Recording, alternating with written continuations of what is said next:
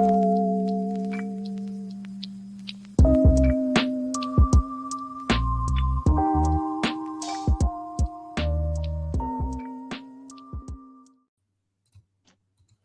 everyone. Welcome to another day of Charm Chats and Happily Ever After Sprints, where we get a chance to talk to fantasy romance authors all month. We'll play some games, learn about their writing, and do a writing sprint. It's a little bit out of order, but we're going to be doing all of those things. I'm Shannon. I write under the pen name of SD Huston, and you're here on my YouTube channel where I publish content about my writing and self-publishing journey, and I have weekly writing sprints. I'm also part of the Self-Publishing Tips and Tricks podcast with Ben Pick from Running to Write and Morgan Lee, and I'm the founder and conference chair of the AuthorTube Writing Conference, which is heading into its third year. Actually, today was the day that the deadline was due for all of our proposal reviewers to give their blind rankings. So Margaret and I will be meeting up over the next week or so to go over all the different numbers to see who is going to be presenting at this year's conference. Besides what I do here on YouTube, I'm a fantasy, romance, and YA fantasy author with a passion for writing about broken characters who face adversity to become better versions of themselves. And there may or may not be dragons, but there's always love to find. Today, I am joined by Adam Gaffen. I'm going to do his bio real quick, and then we'll spend some time learning about him and his writing, do the game, and a writing sprint. Adam Gaffen is the author of the Hope Punk science fiction universe that starts with the Cassidy Chronicles. The universe's heart is the indomitable Kendra Cassidy and her wife, Ayana, as they struggle to drag humanity to the stars. This series, The Artemis War, follows the conflict, and for those who want to know what happens next, the follow-on series launches with The Ghost of Tantor. 2 collections of short fiction round out the universe for now, but a sequel to The Ghost of Tantor is coming soon. He promises. He's also venturing into fantasy romance with the Godfall trilogy. He's been honored with awards from Writers of the Future, Colorado Authors League, the Go Indie Now Network, All Author, Read Freely, and The Drunken. Hold on. Do you have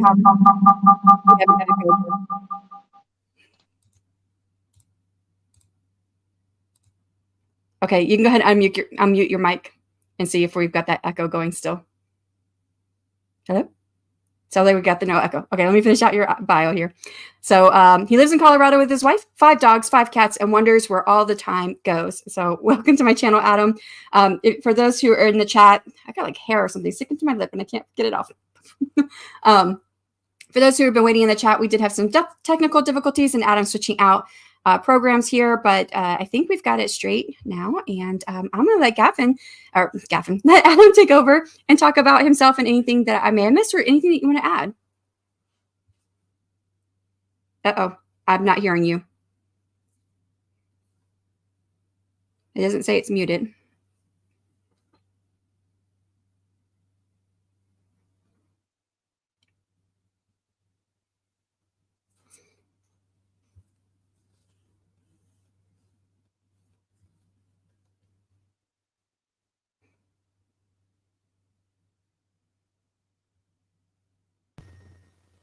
I think I hear something. Yeah. Okay. Oh, It's all right. You got it. I like my computer. It chooses exactly the wrong times to decide it wants to do something totally other. Yeah, so great to be here. Great to finally make it in. Hello, everybody in the chat. Wow, look at all that. Yeah, I'm going to go through and say hello to everyone after you do your little, your intro, whatever you would like to say. Yeah, so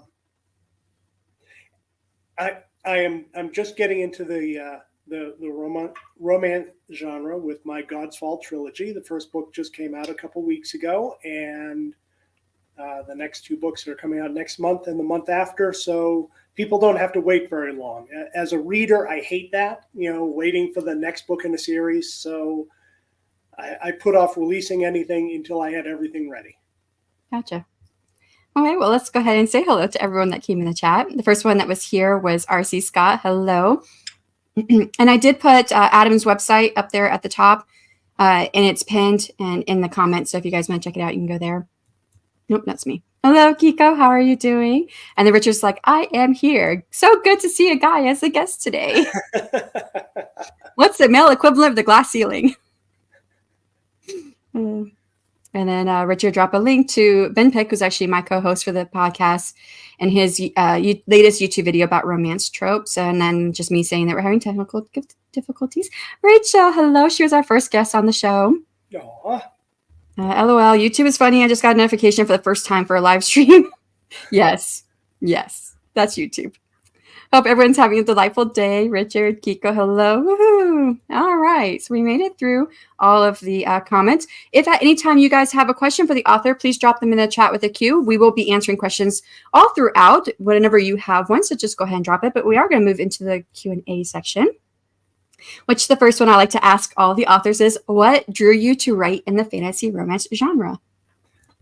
A friend of mine has been publishing anthologies of flash fiction she's put out a couple of them now.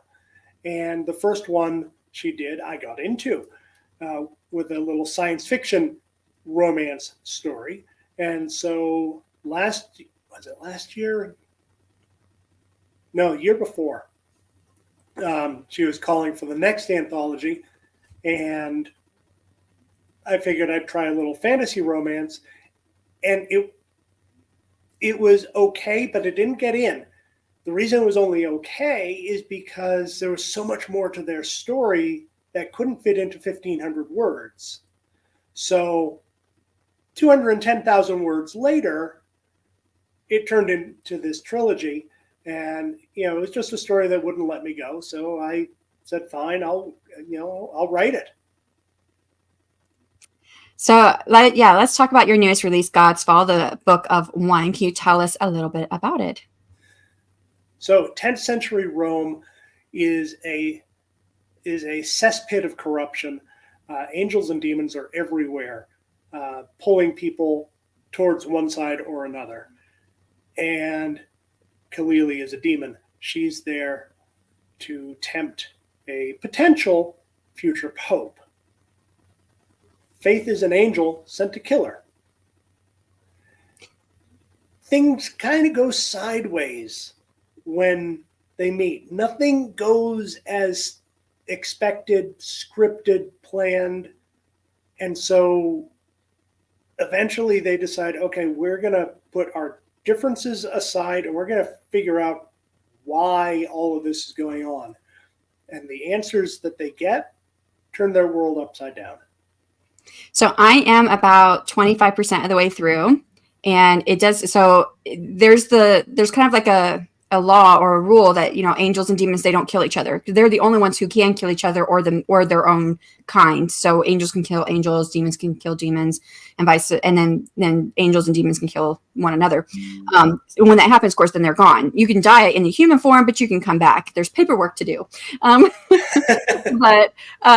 So the fact that there was an order given to an angel to kill a demon, it doesn't happen very often. So that's kind of the first mystery that's set up is, okay, why was this angel sent to this demon to kill her? And I mean, we're all in Kalili's point of view.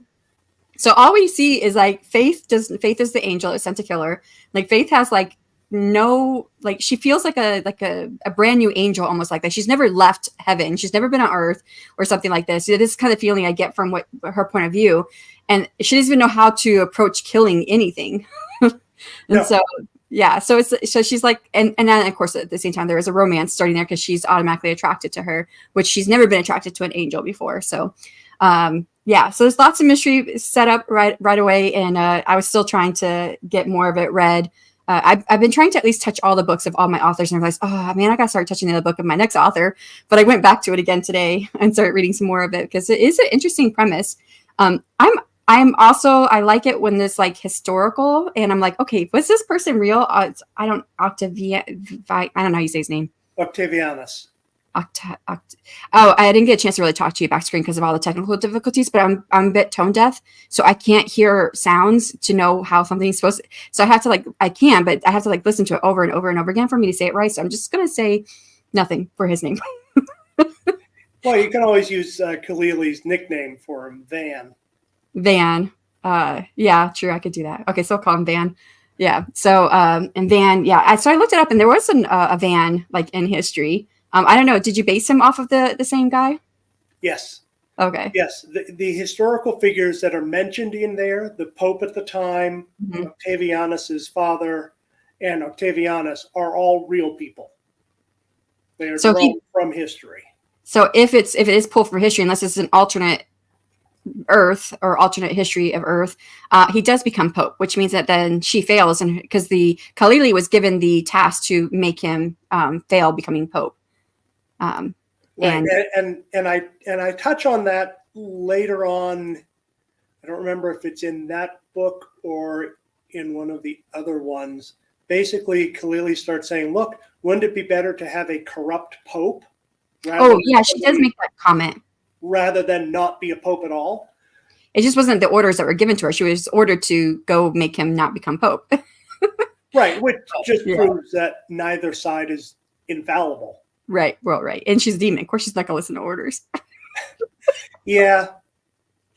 So, um, all right. Next question. So, why did you choose the setting of 10th century Rome?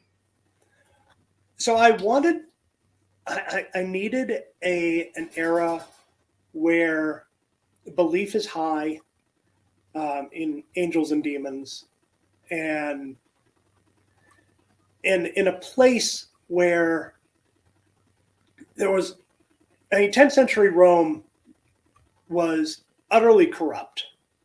I mean, just there were the virtuous popes and cardinals, didn't last, and the papacy was essentially bought and sold and traded, and it was a fertile ground to plant some demons. And of course, if there are demons there, then there are going to be angels there, combating it. Mhm. So, and people have an idea of what 10th century Rome is like. You have a picture. You can see, the Colosseum. You can see, St. Peter's. You can see. You have that vibe of the city without Having to describe as much. right, without having to make it a major player in the book, because Yeah. it's not about 10th century Rome. It's not about the humans. It's about these two characters. Yeah. Okay, we got a couple questions in the chat, which I'm going to ask them before I move on with my questions. This is Rachel loves throwing this one out here to every author I've had on so far, because I think this is a hard question, because first you have to pick your favorite book, and then you have to pick the hardest part of your favorite book to write. So, I mean, asking an author to choose a favorite book is like asking a parent to choose a favorite child. She's an author too. She knows this. But that said, in Triumph's Ashes, which is the fourth book in the Artemis War series, I had to write. I had to keep ratcheting it up as I got towards the end, which meant I was killing off characters, and killing off characters that I liked, who had been around since the first book that I had written, and it was just. I know I did it right because my wife, on some of the road trips my wife and I have taken, we would listen to the audiobook. And as we were listening to that one, as we were going through that section, she kept shooting me glares as yet another character died. And it's like, okay, I did it right, but it wasn't easy. Yeah. When you make your readers feel something, whatever that feeling is, it's done right. So, Rachel had another question, which just is an interesting one. How do you approach writing a romance from a POV character of the opposite sex? That's an excellent question. I haven't actually thought of it because all of my books have female main characters. It's just something that I have gravitated to and have written.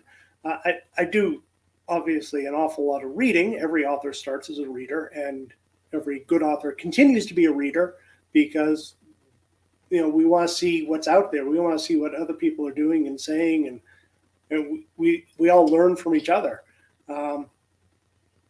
So it's just it's not something that I chose necessarily to do, as much as this is who the character is, and they're all telling me their stories. I do have to say it has to be interesting though for because there's a bit of a bias. I know I was listening to some authors the other night. I don't even remember where it was at, but they were talking about how they were reading. Okay, it was on a booktube channel. It was on Vanessa's channel. They were reading some. There was this. It wasn't the other night. It was during the weekend. They were reading novellas with smut. And so I guess they got to this one where several were like, yeah, I'm done with this one. And like, I felt like this was a male author, looked it up. Yes, it's a male author. They don't know how to write from a female perspective, especially when it comes to smut. And they were really, so I would say that bias is pretty strong there. A lot of readers, they're like, okay, is the male author going to do justice from a female perspective? So I could definitely see how that's a good question. Why it's a good question. But okay, so for those of you in the audience who know me, Dr. B, I was just talking about you. I was on Vanessa's channel when they were talking about that one book. Nikki and Bree, they were talking about that book that they found out was written from a male's perspective. So anyways, yeah, for those who know me, I just had my first book come out. It hit retailers in January, but it was a Kickstarter last year and it did well there. But it is a fantasy romance and it has no smut because I had never written smut before. But I had a lot of my readers say, well, you're kind of leading to it. Like it should have something. And I was like, maybe I could do a bonus chapter that comes in between toward the end or whatever. But before I did that, I wanted to just practice my skills and I didn't plan it. But my first sex scene that I wrote was from a male perspective. And I'm like, why would I choose a male perspective to write the sex scene? But yeah, so there you go. There's something for you. I want to say hello to, I saw Elizabeth come in. Hello, Elizabeth. How are you doing? And let's see. Kiko said that was a good question. I can only write from the female perspective and struggle with the male. I struggle with male POVs, especially if I'm doing a dual perspective and need to change gears. And Kiko says, my new shiny story has a male protagonist, so it's from his perspective. Cool. Mm-hmm. Novellas with smut. Basically a literary one-night stand. More or less, yeah. Love it. I read some of those like, what? Has anyone ever been on that men writing woman subway? I've heard of it, but I've not been there. I really just try to stay away from anything that's too negative. And say hellos. Oh, and this is the one they were talking about, Shadow Puppets by Carver Pike. That was the novella that they were reading. Practice my skills. Yeah, writing skills, Richard. No, I do not. I've not given that scene away. I think I might offer. I'm going to be doing Ream here soon. I don't know if you've heard of Ream. You have? Yeah. Yeah. Okay. So I'm going to be doing Ream. I'm setting stuff up right now. This week we're supposed to learn how to market our stuff. But I think I might only offer it in my Ream to my Ream subscribers, and that's it. So it's curse. Yeah, I'm not touching it. I don't really like to go to too many negative things like that. A lot of subreddits are. They're cursed or just negative? Both. All right. So how did you go from science fiction to romantasy? And they are really different genres. So tell us about that difference for you. They are, but in a way they aren't in the way that I write them. So I just came back from Superstars writing seminars and Gail Carriger was there. And Mark Leslie the Fave, he went there. Yep. Yeah. Yeah, and Kevin, a whole bunch of people. And it's Kevin there too. Yeah, it's a great opportunity to learn. But Gail did a skills day, 3-hour presentation on the heroine's journey as opposed to the hero's journey. Yeah. And it was eye-opening for me because I've been writing the heroine's journey in all of my books all along because, without realizing it, because all of my main characters, and besides the fact that all of my main characters are women, that doesn't matter for the heroine's journey as such. The heroine's journey can have a male main character. Harry Potter is a heroine's journey. Yeah.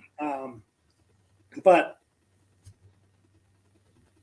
so all of them are the heroine's journey. All of them are the reestablishing of a family, reestablishing of a network. and compromising and bringing things together rather than, okay, we got to kill the bad guy. So my science fiction has had a strong romantic element to it all along. Kendra and Ayanna Cassidy are at the center of it. It is their relationship which is pushing everything forward. So fantasy fantasy is science fiction minus the physics. It still asks the question, what if? It's just asking the question, what if there were things, what if dragons were real as opposed to what if we can travel faster than the speed of light? Or if aliens are real. Right. So it's a change of perspective, but not a change of essence. So writing the romantasy just meant instead of having the relationship already established, which I did in the science fiction novels, I explored the development of the relationship that these two have in this trilogy. And by the end of it, the romance can't exist without the fantasy element. And the fantasy element can't exist without the romance. They lend pieces to each other, so it had to be a romantasy by the time I finished writing it. And I was going to say, and I kind of agree with you on that. And I think part of it does depend to how much science fiction or how much technology, if you're going to soft sci-fi or hard sci-fi, how much are you involving it? Because if you do soft sci-fi, it can be very similar to a fantasy romance. Very, very similar. Ice Planet Barbarians, right there. I mean, there's very little science, technology in it. They end up crashed on a planet that has barbarians. There's no technology there really. So, but it's considered sci-fi. But I am curious about why you changed. You went. I mean, I feel like I know the answer because you said that you just had these characters who were talking to you. You couldn't get them. You had to write out the 210,000 or whatever words you needed on them. But I know fantasy romance has really grown in popularity in the last couple of years. But I would say over the last 2 years, so has science fiction romance. That has also grown quite a bit too. So, I mean, have you thought about that? Like, do you plan on going back to science fiction, or do you think you're going to stay here in the fantasy romance? Oh, I'm definitely going back to science fiction. The sequel to The Ghost of Tantor, which has a very strong romantic subplot, I've got about 103,000 words of that done, and it's edging towards the climax of that book right now. So that will be coming out this year. Okay. So, and then once I finish that, there are 2 or 3 other projects which are floating around. And something I realized as I was looking at all of this is that this fantasy universe that I've created does not contradict anything that's happened in my science fiction universe. Oh, that's cool. So you can kind of connect them if you ever get to that point.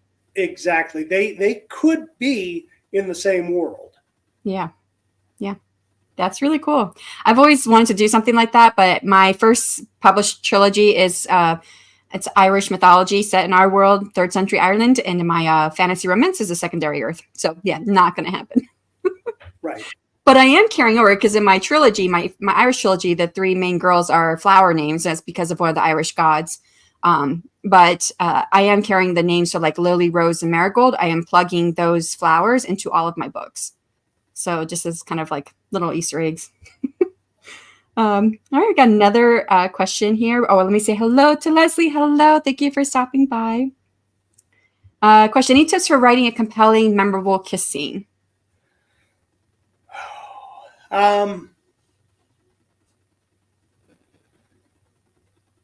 If it doesn't make you feel it, then you go back and tweak it some more. If you're not reading it, you write it down and then you go back and read it. And if you're not feeling the oomph, if you're not feeling that connection that your main character is supposed to be feeling, then you haven't done your job, right? You haven't done your job as an author conveying that emotion to your reader. So you go back and keep working at it until it does make that connection for you. That has to be hard as a writer, though, right? Because if we don't feel that connection, but if we go back to it and we're rewriting it, we're getting to a point where, like, okay, we're done with this scene. We're like in it and out of it so many times that it just feels like, stale bread. So how do we? That's where you have good, like, critique partners and stuff. Good critique partners, and look, go through, write that whole first draft. The whole purpose of a first draft is just to exist, and then you go back and edit it. And then when you're rereading it, 3 weeks later, after you've put it aside for a bit, and you go back to it, then if it's not hitting anything, that's when you tweak it. Yeah. I call mine a zero draft because my first draft is so terrible. Kiko says, I've read some things that make me question if they ever saw a woman in their life. Let's see. Oh, okay. Hello, Adega. Welcome. Oh, God. Ice. Planet Barbarians don't remind me. Women make up a majority of romance readers. Hot market. Yeah. I love Easter eggs and cameos in books. Yeah, I love putting them in. Richard says, my question follows up from my earlier comment. Why did you go for your actual name with the romance books, Adam, and not a pen name? I mean, Adam could be a pen name. I don't know. Is it your real name? No, real name. Okay. Look, I'm going to put it out there and I'm going to own it. And if people like it, great. And if they don't like it, fine. I don't, what I write is not for everybody. Mm-hmm. And that's perfectly okay. But I'd rather have them, know who was behind it instead of, oh, well, is this a real person or not? I feel the same way. I'm S.D. Huston. I'm on my Irish trilogy, which is YA fantasy, and that's S.D. Huston for my soon-to-be very spicy fantasy romance. So it is what it is. But although I will be rebranding my YA to adult because I do think the series gets very adult by the end. So I think I'm just going to rebrand the whole thing. But Richard says, I always wait for the day I find someone who notices the Easter eggs and references my book because I'll be immediately my anonymous new BFF. I had somebody reading my first book, and he told me, I'm going to write down every single Easter egg I can find. He's still working on it.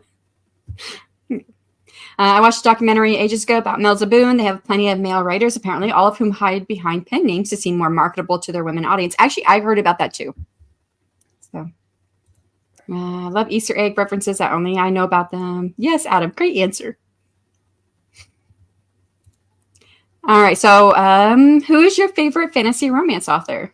I mean, you're still new to the genre. Are you reading a lot in the genre too? I'm reading a fair amount. And okay, this, when you're talking about favorites, naturally it's a biased answer. Rachel Renner. Okay. Rachel Renner. I first found her books a couple of years ago. She had just released Inked, which was the first book in the Gilded Blood series, and I read that because it sounded fun, and it is, but it is. It's a fantastic series. She's finished it now. And since she also lives here in Colorado, she and I have gotten together and we've gotten to know each other, and we'll share a booth at a convention, and, so we're friends, which is why I said, there's definitely a bias, but yeah. I haven't heard the name before, but the name of the series sounded familiar. Yeah. The Gilded Blood series. Highly recommend it to anybody who wants to look it up. Okay, what is your favorite fantasy or romance trope, and why? Oh, I do enjoy the opposites attract. The grumpy sunshine. As they reach a middle ground, because let's face it, we need a lot more of that. In reality, we need a lot more of people who are on completely opposite sides of things, listening to each other and realizing that they actually have more in common than they suspected. Um, there's not enough of that. Yeah. Well, I mean, God's fall is perfect, right? Angel and a demon. Right. Correct. Well, angel and a demon, and since you're only a quarter of the way through, it's not that simple, though. Yeah. It's not going to be that simple. And, you know, you start off with two characters who are seemingly morally black and white, right? Yeah. They both end up some serious shades of gray. I haven't seen that yet from Faith, but I can see that. I mean, of course, we're not in Faith's perspective. We're only in Kali so far. So, and which is only Kali through the first book. Do we go into Faith's perspective later? Yes. Okay. Yes. The second book, the Book of Two, is written from Kalili and Faith's perspectives. And then the Book of Three adds a third point of view to it. Does it become a polyamorous relationship? You don't want to give that away. Okay. You don't have to. Spoilers. Okay. Let's see. We got a couple more comments. I got some references in my next book that are so nerdy, obscure, I will literally cry with happiness if anyone figures them out. Rachel says, and someday another author will be one of these streams or talks, and I'll realize we live like only 2 hours apart from each other and friendship. There's no one who lives close to me where I'm at. Like, so I'm part of a community here on YouTube that's called AuthorTube. And it's just writers and publishers. But like, if everybody is here, there's like nobody that's actually very close to me. I think the closest person is like 6 hours away. Kind of like we're different, but rather than me versus you. Yeah. That was 2 years talk about opposites attract. Yeah. Yeah. Polyamorous relationship, a literal love triangle. Well, yeah. Okay, well, we have gotten to the end of the questions. For those in the chat, if you have any questions for the author, you can still drop them in the queue. We're going to move on to the, I never put your book up here. Hold on, here is the book. God's Fall, the Book of One. And that's Faith, because she's the one with red hair. Nope, that's Kalili. Kalili's the one with Faith had red hair. Nope. Why did I think that was Faith? This whole time I've been thinking that's Faith. No. Faith has blonde hair, copper-colored eyes, and maybe that's what it was. Bronze skin. I do remember the copper-colored eyes, and I must have just assigned that to her hair too. Right. A love triangle where the two love interests fall in love with each other and ditch the MC, the main character. I don't think you'll see that one happen. All right, let's go ahead and move into, if I get to the right button here, fun and games. And this is a new one that we haven't had on the show yet. So it's new for me as well, mini plot twist challenge. And I have not used this program, so I have no idea what's going to happen. I'm going to share it here in just a minute. Get the right buttons up here. So the way this works is that we are going to have a random scenario that's going to be that comes out from this digital randomizer. We're going to set a time limit for around 2 minutes. Once the scenario is selected, then we'll have that time limit to think of an unexpected plot twist for that scenario. And the twist should be surprising yet plausible within the fantasy romance genre. And then after the time is up, we'll share our plot twist. So everyone who's in the audience, you can also just come up with a twist that is surprising yet plausible for the scenario that is brought up. So again, I haven't used this before, so I have no idea. I plugged in all these different scenarios, and we'll see what happens. Okay, I just picked one. Elixir of Love. Characters vie for a legendary elixir believed to grant true love, only to discover that true love's essence cannot be bottled.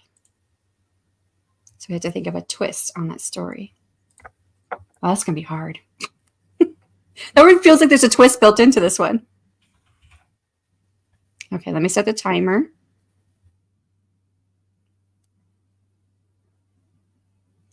And we'll have 2 minutes.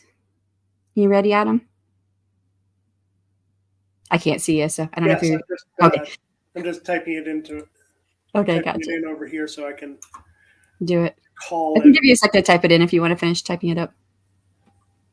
I'm going to put myself on mute because I have one of those loud mechanical... mechanical keyboard. Oh, Richard has a loud one too, and he just leaves it on. And you hear him click, click, click. Well, he used to. I think he got a new keyboard, actually. I read that immediately.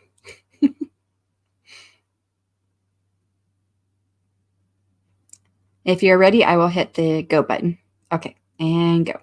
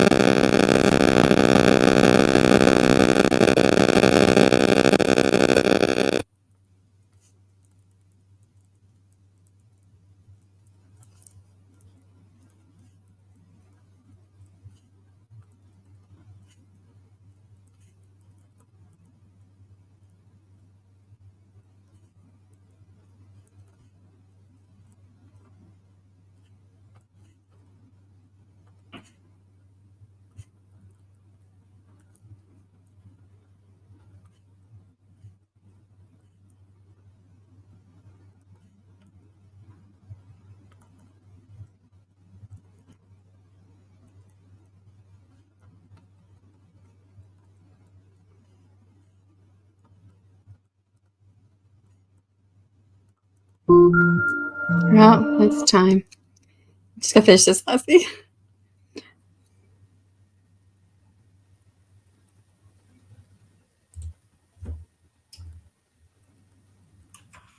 All right. Did you come up with a plot twist that you want to share? Or you want me to share first? So the direction I went with it was, all right, so you got this legendary elixir, and you got the main characters who, for whatever reason, have to go find it. And so they head off into the wild. They encounter deadly perils, of course, find new allies along the way. They struggle against all odds, and then they find the bloody thing. And along the way, you know, you would typically think, okay, they're going to get closer and closer and closer, and then, you know, the main characters are going to fall in love. They get closer and closer, but it ends up being, you know, like a brother-sister relationship rather than a romantic relationship. And this elixir, you know, they bring it back and they go off and they end up finding love with one of the side characters, not with each other, you know. Okay. And they never needed the True Love's elixir then? They never needed it. In the chat, they're talking about the audio and Richard saying what he thinks it sounds like. And I forgot, I had my phone. Oops, I didn't shut it off. I had my phone next to my speaker. And whenever that happens, for some reason, they interfere with each other and make a weird noise. So it was probably my phone and speaker interfering with each other. So not a demon. That was another idea. That was a demon. All right. So mine. Okay, so they cannot bottle True Love's essence because it has taken a corporeal form in the human world. The male main character hunts down the True Love FMC, the female main character, only to fall in love with her. However, an evil sorcerer traps her in a lamp and she becomes a genie. Now True Love is bottled, but the male main character must now find a way to free her.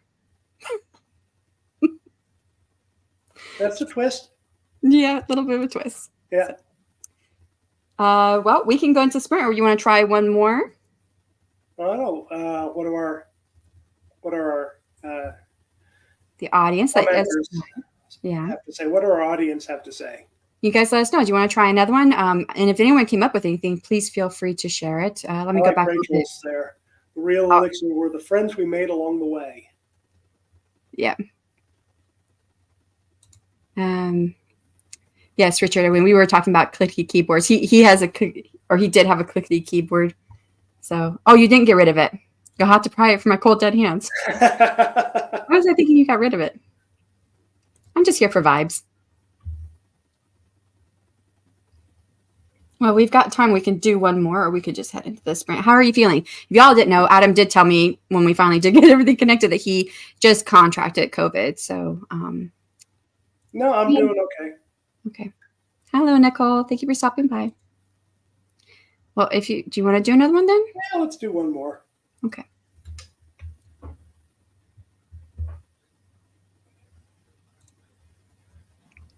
I like this one. I love dragons. So, Dragon's Bond. A dragon and a human form an unlikely bond, challenging the age-old I don't know how you say that word, between their races and altering the balance of power and enmity. And I don't know if I'm saying that word right.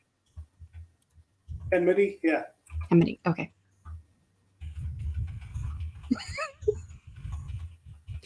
Oh, Rachel. She's like, contract at COVID for yard work or something else. Yeah. Okay. Thanks. All right.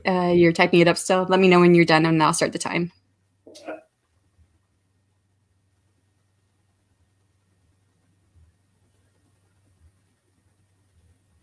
I'm sorry. Did you say you're ready to go? Okay. All right. And time is starting. No demon noises this time.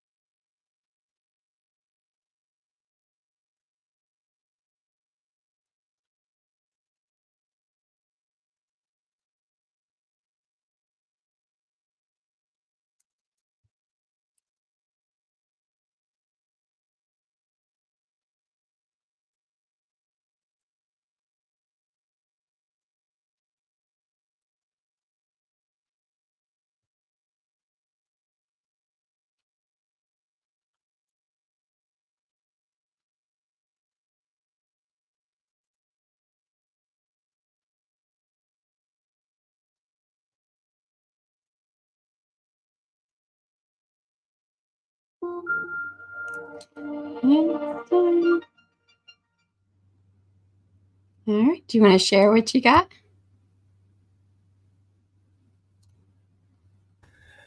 Absolutely. So, the main characters, the dragon and the human, traveled to various places in the realm, discovering that there was never any hatred between dragons and humans until a third race, don't know which one, started spreading gossip and rumors, which enabled them to gain power in the background while human and dragon power waned.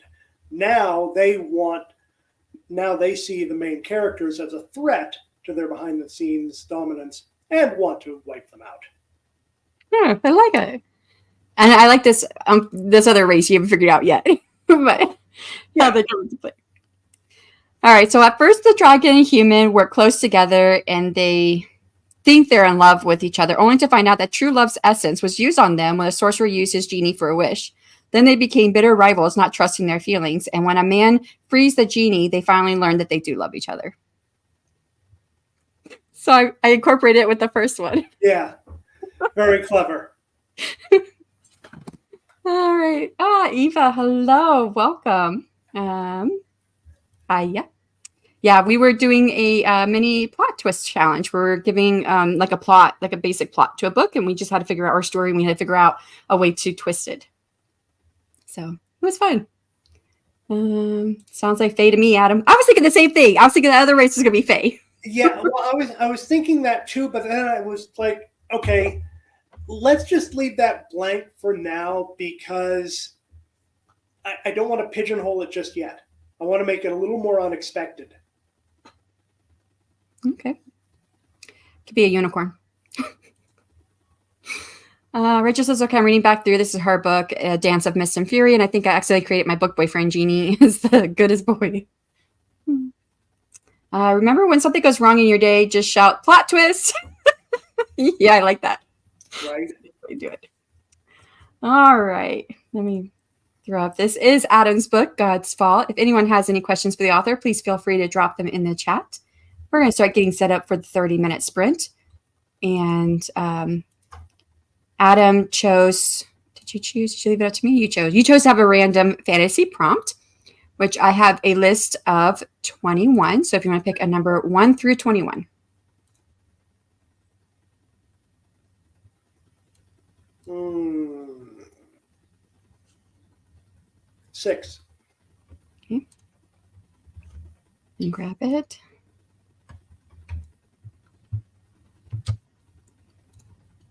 And I'm going to add this to the chat or the screen.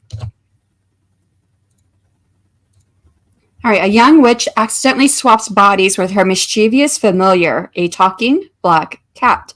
As they try to reverse the spell, they learn more about each other and develop an unexpected bond. So, for those who are in the chat, you can use the 30 minutes however you would like. You don't have to use this writing prompt. If there's anything else that you need to work on, please feel free to work on what works for you. It is there for fun. I've got to share a new screen so I can get the timer up there.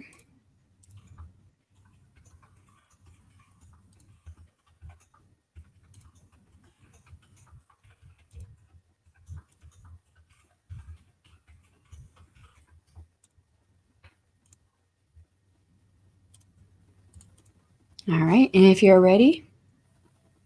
I am. Okay, and I'll go in 3, 2, 1, and start.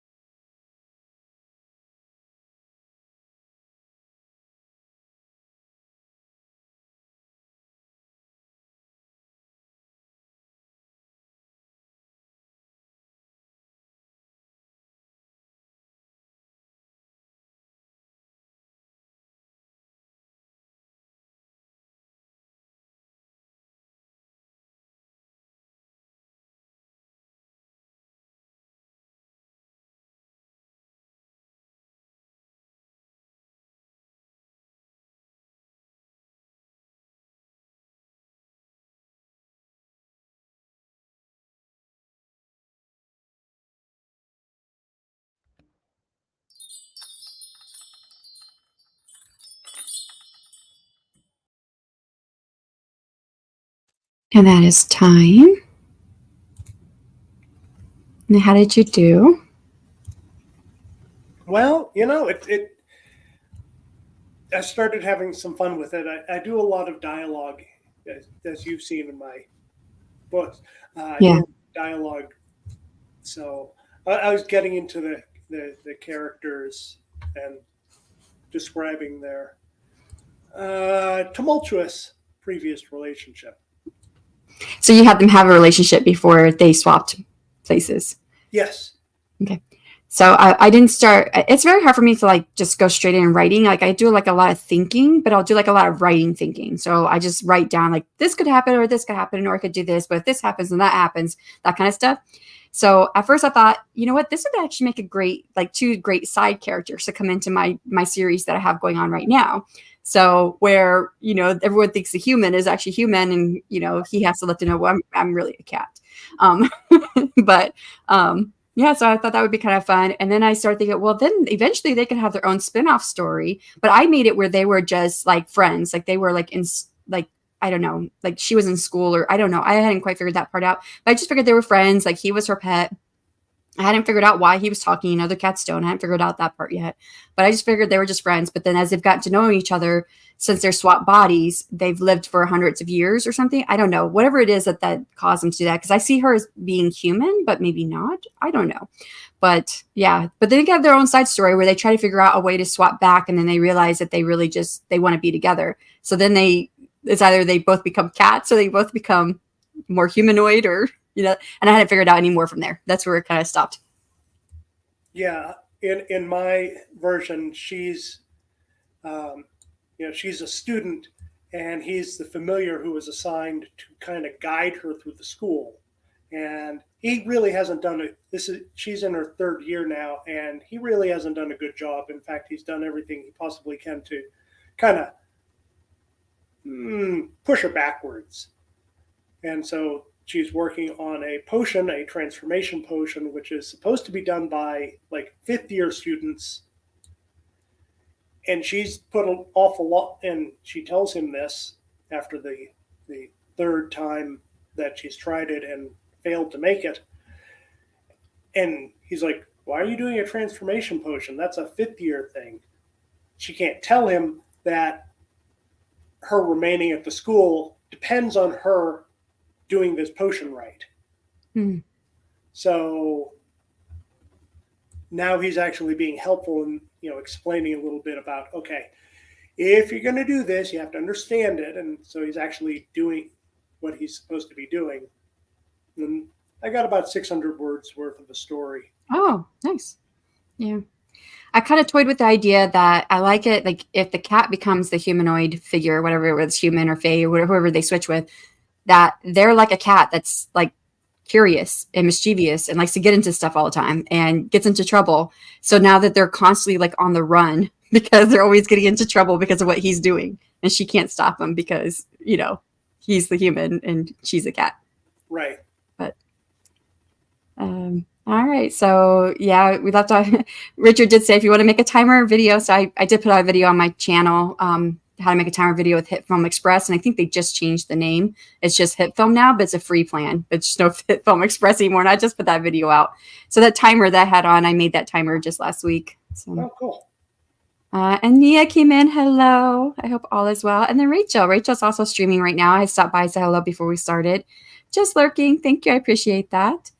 And then, hi. How are you doing? Hey, everyone. Getting a rare day to fully focus on writing. Still 1 hour. Have 1 hour left. How is everyone? We're good.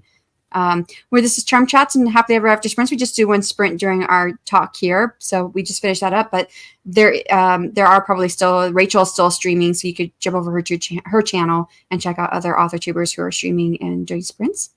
RC stopped back in. Kiko went off to bed. Thank you. I probably missed you. Yeah, it was like 4 minutes ago. People saying bye. Thanks for saying bye, everyone. Other Rachel. Yes, other Rachel. All right. Well, before we wrap up the chat, this is one last call for anyone who may have a question for the author. Please drop in the chat. This is the time to do it. And as we wrap up the chat, Adam, if you want to go ahead and talk about what you're working on next and when it'll come out. I know you probably already touched on it, but here's time to plug it again. Absolutely. So the second and third books of God's Fall will be coming out next month and the month after. They will be Amazon exclusive for a little while for the ebooks, but one of the beauties of being an indie author, you can do things like get paperback copies early and have them up for sale on your website. So if somebody wants to get the paperbacks and you want to get them signed and personalized and shipped right to you, just go over to my website, which is CassidyChronicles.com. Yep, that's it. Go right there and you can order the books. You get all three. If you buy all three of them, you save a pretty penny compared to buying them individually. One of my favorite things, I have these books out with ARC readers, and one lovely woman came back to me after reading the third one and said, "I have a book hangover now." It's just like, oh, thank you. Yeah, it's always nice to hear that. Yeah. So Richard's like, hey, I was already following Adam on Threads. It's so cool. And yes, I just joined Threads today. I did not really I wasn't trying to. Like someone, the next author we have on, Devin Gambrell, she said something or tagged me on Threads. And so I said, do you want to see it? And I said, yes. And so it had me join Threads. And then I never saw what she posted. And I went back and clicked on that same message so many times to see what she said. And it never came up. And I was like, forget it. I don't know how Threads work. I gave up on it. But yes, that is me on Threads. What was I going to say? Your direct sales following. Oh, I know. I was going to say. So there is someone that I follow on Instagram that I was watching some of her reels today, and you came up as having left a comment on one of her videos. It's she's an audiobook narrator. I can never remember her name. I know what she looks like. She's kind of got brownish blonde hair. Beth, is it Horowitz? Laura? Yes, Horowitz. Laura Horowitz. Yeah. Yes. And I was like, hey, I guess if you follow people, like if you're following people on Instagram and if you watch a video where they left a message, it told me that it just popped it up on the screen. Adam left a message or comment on this video. And I'm like, a reel, whatever it was. Right. Yeah. Eventually the algorithms learn. The one over on Thread seems to be pretty good right now. I haven't quite figured out. Like I said, I was just trying to see the one comment that it told me that was said about me by Devin. I wanted to see what she said because I'm sure I was probably the fact that she's coming on next, on the show. But I never could find it. So I was like, forget it. So let's see. After that, after the Godfall books, the next book out is going to be Tracking Tantor. I don't have a release date for it yet, but it will be this year. It will get done. And that'll be back in my science fiction universe. And then who knows where it's going to go from there. How fast does it take you to write a book? It all depends on how many other things jump in. Tracking Tantor, I started that right after I released The Ghost of Tantor, which was back in June of 22. And I still haven't finished it. But in the meantime, I wrote, a whole trilogy. So... Okay. Yeah, that's pretty quick. Pretty quick to write and publication. Yeah. So, all right. Well, I don't see any more questions in the chat, so we're going to go ahead and wrap it up. Before we end the show, I would say tell everyone where they can find you, purchase your books, but you already did mention that, which is you have your. Let's see if I can bring these back up again. Where is that? So you do have. There you go. You have the store. And then I put in the chat, it's pinned at the top, is the website. So that is named after your first series, right? Have you thought about, are you going to rename that or anything now that you have multiple series out? Or we'll see. It depends on it depends on how God's Fall does and how other things do. But like I said a little while ago, there's nothing in God's Fall that doesn't say, that contradicts anything that happens in the Cassidy Chronicles. So it could all be one universe. Could be. Just different aspects. So you could go back later and say part of the Cassidy of Chronicles universe or something like that. Yeah. So yeah, that's cool. All right. Well, thank you everyone for joining me in the chat. And thank you, Adam, for coming on. I'm glad that we were able to do this, even though we had those initial technical difficulties. So. Thank you. It's been an absolute pleasure being here today. And thanks to everybody who was in the chat and asking those wonderful questions. Yeah, some awesome questions. So our next author on Charm Chats and Happily Ever After Sprints is Devin Gambrell. Make sure to catch that show. That's going to be on Thursday, so no author tomorrow. And that's on Thursday, February 15th at 12 p.m. Central Time, 1 p.m. Eastern. And that will do it. Thanks, everyone. Bye.